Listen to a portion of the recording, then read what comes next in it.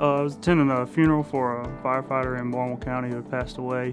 While we were there, me and firefighter Cal Cannon, who was beside me, were kind of standing towards the back of the crowd, and we heard a gentleman behind us. We heard a thud, and we turned around and saw him face down on the ground, not moving.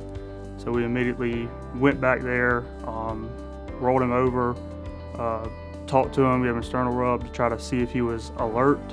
He was not breathing.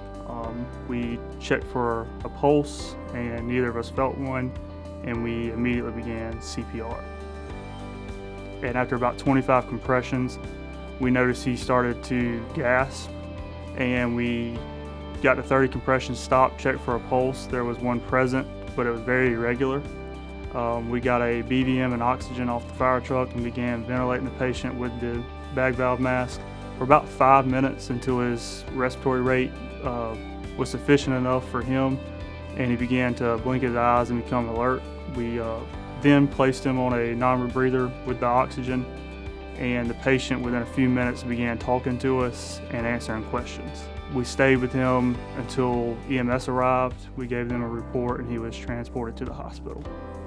He had mentioned after he woke up that he was about to go to his vehicle to sit down, and I feel that if he would have made it to his vehicle, the outcome would have been much different.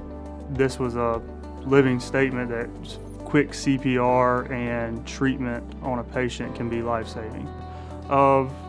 My interest in the fire service and EMS field started probably the day I was born. My dad was the fire chief in Williston for 27 years. I don't think you could walk to anybody in Williston and they not know who my dad was and tell you what kind of person he was, and to be able to follow in those footsteps and be in the fire service and actually fill the role as the fire chief 9 years after he was in is definitely an honor, and hopefully be able to live up and follow his legacy the best I can. Being nominated for this award is an honor, but I know that what I did and what me and Cal did and the other responders that were there that day did, we weren't doing it to get an award. We were doing it just because that's what we want to do. We want to help people.